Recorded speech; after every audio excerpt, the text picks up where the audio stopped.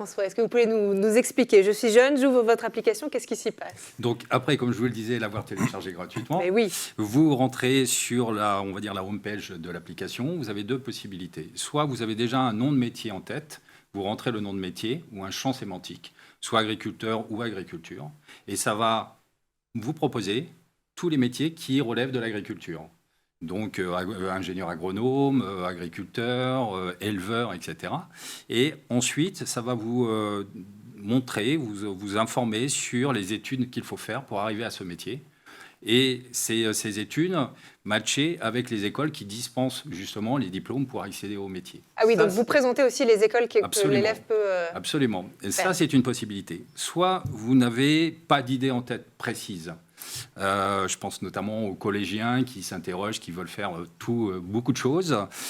Si vous n'avez pas d'idée précise, eh bien, vous allez rentrer, on va vous proposer de créer votre avatar qui va être votre futur moi. C'est-à-dire, votre avatar va vous dire, on va se projeter dans 5 ans, dans 10 ans, dans 15 ans. C'est ton futur professionnel. Il va vous poser des questions au travers d'un chatbot. Et ces questions, ça dure à peu près 1 minute, vont matcher avec votre personnalité au travers des réponses que vous allez apporter. Okay. Ça va vous donner des métiers. On va vous dire, vous êtes compatible à 95% avec ce métier, 80%, 70%, 60%, etc.